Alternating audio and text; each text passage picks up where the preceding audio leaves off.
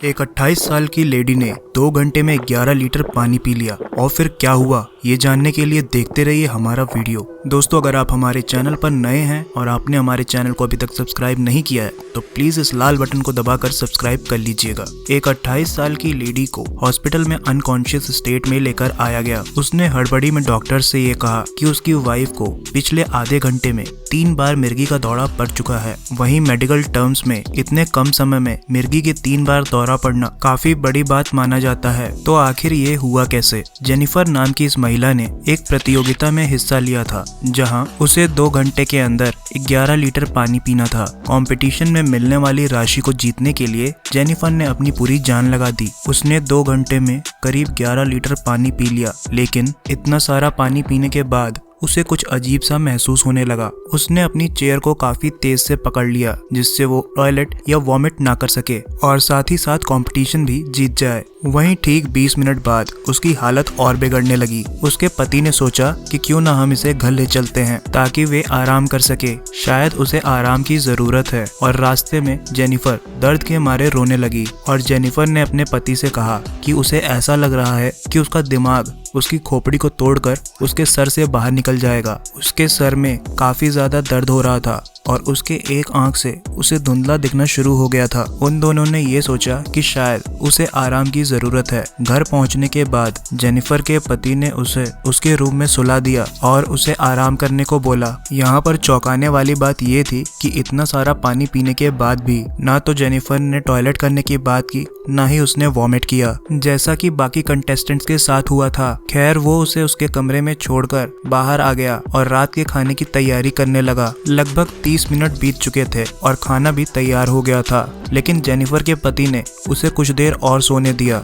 और खुद टीवी देखने लगा। लेकिन दूसरी तरफ जेनिफर को कमरे के अंदर उसे अपना सबसे पहला मिर्गी का दौरा पड़ा। लेकिन दूसरे कमरे में बैठा जेनिफर का पति इस बात से बिल्कुल अनजान था कि अंदर उसकी पत्नी की तबीयत बिगड़ती जा रही है। लेकिन रिपोर्ट्स के मुताबिक जेनिफर को हॉस्पिटल ले जाने से पहले उसे हर 20 मिनट में मिर्गी के झटके लग रहे थे। आखिरकार जब उसका पति उसे 1 घंटे बाद खाने के लिए बुलाने के लिए गया तो उसे अपनी आंखों पर बिल्कुल भी भरोसा नहीं हो रहा था। उसकी वाइफ की हालत बहुत ज्यादा बिगड़ चुकी थी और उसे लगातार मिर्गी के दौरे पड़ रहे थे। उसने ये सब देखते हुए तुरंत एम्बुलेंस को कॉल किया और एम्बुलेंस में उसे हॉस्पिटल ले जाते वक्त जेनिफर को अब तक का 6ठा दौरा पड़ चुका था। डॉक्टर्स ने जेनिफर की हालत देखते हुए उसे एक्यूट हाइपोनेटर्मिया यानी लो सोडियम इन ब्लड, खून में सोडियम की कमी होना बताया। जेनिफर के पति ने डॉक्टर्स को बताया कि कॉन्टेस्ट के बाद ना ही जेनिफर ने टॉयलेट किया है ना ही वॉमिट किया है, जिससे उसका पिया हुआ पानी अभी तक सारा का सारा उसकी बॉडी में ही है। जनरली किसी महिला के शरीर में 50% पानी होता है और वहीं अगर पुरुषों की बात की जाए तो उनमें 60% पानी होता है। महिलाओं में एस्ट्रोजन नाम का हार्मोन काफी ज्यादा होता है और वहीं पुरुषों में टेस्टोस्टेरोन नाम का। एस्ट्रोजन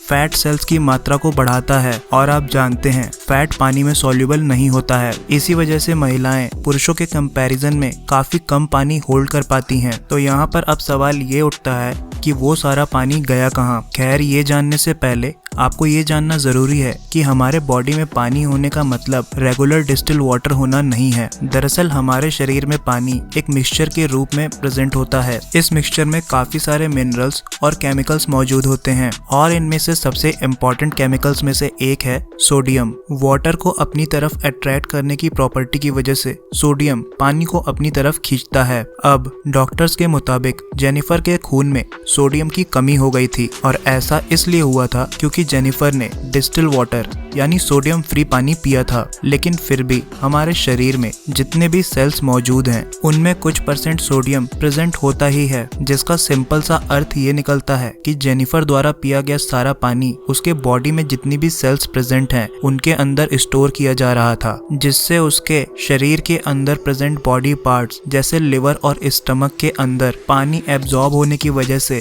स्वेलिंग हो गई थी। लेकिन ये इतना चिंता की बात नहीं है क्योंकि हमारा जो पेट है वो काफी सॉफ्ट होता है और स्वेलिंग की वजह से वो अपने फैलने भर की जगह बना लेगा और केवल इन ऑर्गन्स में नहीं, शरीर के सारे सेल्स में पानी पहुंचकर वो उन्हें फैला रहा होगा। लेकिन इसमें भी कोई दिक्कत की बात नहीं है, क्योंकि ये सभी ऑर्गन्स और सेल किसी भी हार्ड चीज से कवर नहीं है। लेकिन असल दिक्कत की बात थी उसके दिमाग की, जो कि एक हार्ड शेल लाइक स्ट्रक्चर यानी हमारे स्कल के अंदर मौजूद है। हमारा दिमाग हमारी खोपड़ी के अंदर यानी स्कल के अंदर केवल 8% फैल सकता है। उसके बाद वो आपकी खोपड़ी की हड्डियों से टकराने लगेगा और यही चीज जेनिफर के साथ भी हो रही थी। उसके दिमाग के सेल्स ने इतना ज्यादा पानी एब्जॉर्ब कर लिया कि वो काफी तेजी से एक्सपैंड होता हुआ उसकी पूरी खोपड़ी में फैल गया, जिससे उसके दिमाग में खून पहुंचाने वाली नसें ब्लॉक हो गईं, जिसकी वजह से उसके दिमाग में खून पहुंचना बंद हो गया और तो और उसके साथ साथ ऑक्सीजन पहुंचना भी बंद हो गया। दोस्तों, जब हमारे दिमाग का ये हिस्सा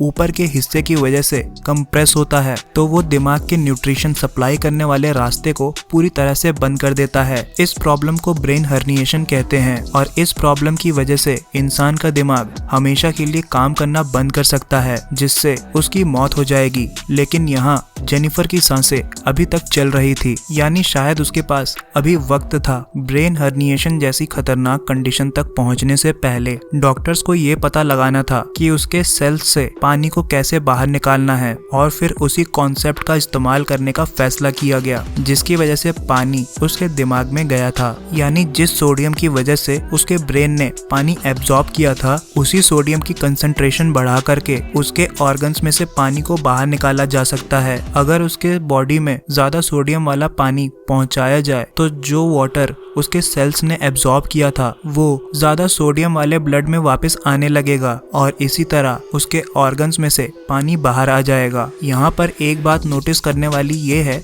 कि जो भी जेनिफर के साथ हो रहा है वो बहुत ही रेयर केस है, क्योंकि ऐसा जेनिफर के शरीर में मौजूद एंटी डायरेटिक हार्मोन की वजह से हुआ है। डायरेटिक हार्मोन वो हार्मोन होता है जो आपके दिमाग तक ये सिग्नल पहुंचाता है कि आपके शरीर में ज्यादा पानी है और आपको टॉयलेट करके उस वाटर को रिलीज करना चाहिए। और एंटी डायरेटिक हार्मोन आपको बिल्कुल इसका उल्टा सिग्नल देता है, यानी वो पानी को होल्ड करने का सिग्नल देता है और शायद इसी की वजह से आपको प्यास भी लगती है। क्या आपको याद है मैंने स्टार्टिंग में बताया था कि जेनिफर ने पानी पीने के बाद अपनी कुर्सी को जोर से पकड़ लिया था जिससे वो वॉमिट या टॉयलेट ना करे। दोस्तों, ऐसा करने पर आपके दिमाग में एंटी डायरेटिक हार्मोन को एक्टिवेट होने का सिग्नल मिलता है, जिसके बाद आपकी बॉडी सर्वाइवल मोड में आ जाती है। मतलब जिससे आपकी बॉडी को ऐसा प्रतीत होता है कि उल्टी या टॉयलेट करने से आपकी बॉडी के अंदर पानी की कमी हो जाएगी। इसीलिए आपका दिमाग आपके सभी बॉडी ऑर्गन्स को ये सिग्नल भेजता है कि पानी को अपने अंदर होल्ड करके रखो। और वही हुआ जेनिफर के केस में भी। जेनिफर ने जब अपनी कुर्सी को जोर से पकड़ा था तो उसके दिमाग ने ये सिग्नल भेजना शुरू किया कि कंपटीशन में पिए हुए पानी को होल्ड करके रखना है। जैसा कि मैंने आपको ये पहले ही बताया